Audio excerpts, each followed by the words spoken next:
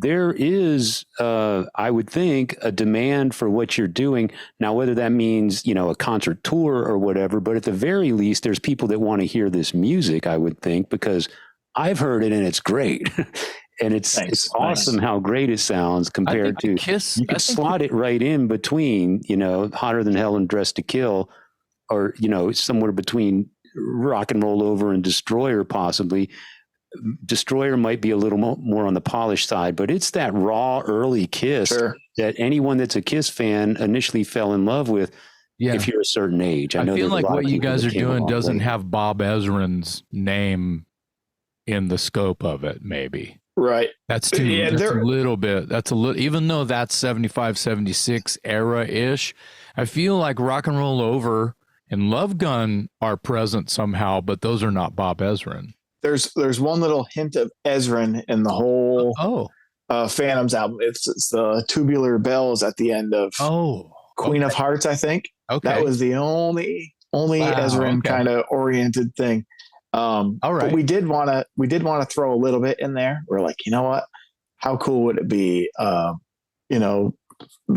Geeks will pick up on that like we did, and be like, hey, that's a little bit of Destroyer, because there's not many Kiss albums with Tubular Bells. So if you know right off the bat, those Wedding Bells or whatever you want to call them, and Do You Love Me, we kind of threw that in at the end of that song. Well, and Great Expectations too sounds like a Bob Ezrin thing. It's very haunting and reverberated, and probably I saw a song on there on Phantoms called, let me get this right, it's called Please and Tease. And it caught my eye because it sounds like a song by my co-host here. His band, Dangerous Toys, did a song called Teasing and Pleasing. Absolutely. But Celtic Frost has a song called Tease Me, Please Me. Yeah, that I can understand, but it's the Scorpions also have a song called Tease Me, Please Me as well. Yeah, that I can understand, but when it's all slurred together, like the Dangerous Toys song or the Klassik 78 song, that's what I'm talking about. That's very. Yes. I did notice that also. So I'm going to tell you, to be totally honest, Tom does an excellent job writing these songs. They can't. In our case, it's hard. It's really hard to write in that style. I've tried it, and when he'll bring me a song and say, "Hey, what do you think of this? Can you change this, or do you have anything to add to this?" Or if you notice the themes of the songs or the titles, they totally, scream, 70s Gene Simmons, or I don't know if you heard the Ace song on the last record, or Smoke and Mirrors, the double meaning of the lyrics. Like Tom is a excellent writer. That being said, sometimes, we can't, they can't all be, the best, they all, sometimes we get a few songs that, might have been a B-side, and a lot of our songs, some people have said, well, they've made a career out of making Kiss sounding B-sides. And I'm like, well, that's still an impressive feather in your cap to me. I think that's to be able to even get that much of their brain cell to even think that. Sure. I think in 2020, in 2023, I'll take an album of Kiss 1975 B-sides all day long. All day long. Yeah, just rewrite Mainline, like 25 times, and I'll buy all of it. I mean, come on. I'm needing some love, and I'm hot like an oven. Yep. It's so true. I'm worried. Funny. I'm worried about who thought that was a great rhyme. For I mean, it's pretty bad. It almost, but back in those days, it didn't even matter. My last thought is that's kind of the charm that I like of it. You don't know that until you get older, and this is what you look like when you get older. But and especially if you start writing your own songs, then like you did.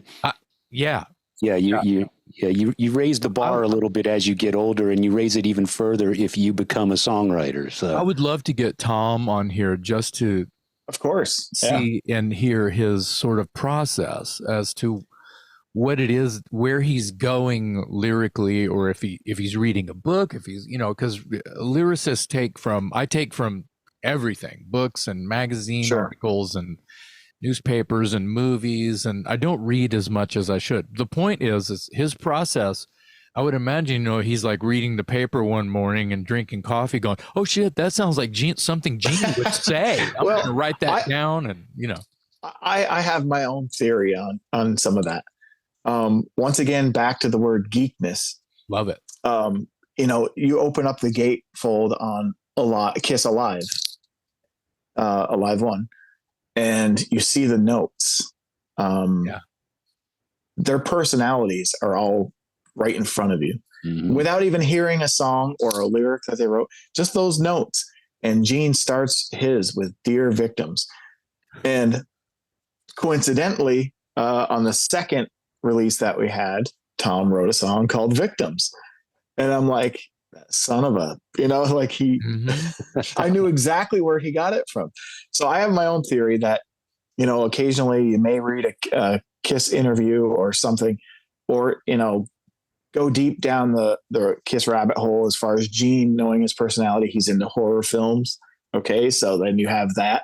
So like you could literally go back and kind of pick apart their personalities on a songwriting level. Ace, Gene, they all have their own distinct personalities. And I think that's even more impressive that Tom could not only sing like those two, but he could write like those two. And I'm like, so yeah, he's the guy with all the real talent. I just work here, No, don't sell yourself short. You've got an important job because Paul is like kind of the main, you know what I'm saying? Thanks. There's a lot of spotlight on Paul. So sure. As a character. I'm actually shocked. I mean, there's obviously someone who could do this better than me. And I'm just like, there's gotta be someone out there that will be willing to do this and probably sounds dead nuts perfect like Paul Stanley. And because I have to work at it. There's got to be someone out there. I mean, there's 7 billion people in the world. There's got to be one other, right? I'm just waiting for someone. Okay, now I enjoy it a lot, but I don't have any false thoughts on it about well, I'm the best. I know that I have to really work at it, and there's a lot of stuff, even like vocal doubling. Will help you achieve more convincing, or even the songwriting. I agree with all of that. Yeah. If the song has a gong at the beginning of it, or, that stuff helps sell the whole thing along with the vocal. So if the vocal performance isn't exactly Paul, maybe something else in that song, like a cowbell in a certain area, will help sell it. The style of riff, how angular that Blues 101 riff is played. Sure. Jacked up with the right guitar tone, there might be a performance, a recorded vocal that you've done where you're not really sold yourself. You're not really sold on it yet, but right. If you get that tone right and everything else the sprinkles, that moment that you were concerned about goes right away, and it goes by so fast. I would imagine. I would also imagine that mixing and producing just a one song, much less an entire record, has to be so fun, as well as maybe frustrating because of what I said earlier about, damn it, it just doesn't sound close enough to, going blind, which might be the palette you're trying to tap into, whatever. There was a few moments. So I did quite a bit of mixing on this. So there was some parts where I took liberties, and I'm like, I don't care what they say. This is Kiss through and through. And one of them was, I think it was What You Gonna Do, the Gene song. I did the low Dr. Love voice, Dr. Love, but I've panned it. So if you listen to Dr. Love, there's tricks that you hear in your ear. Or on the Ace song, there's a pick slide that slides from this side to that side, to kind of make it sound. They used to do all sorts of little tricks like that. And once again, down to that little tiny minutia of the way it's mixed. But yeah, like panning and little stuff like that could even make a difference, especially if you're listening to headphones, Yeah.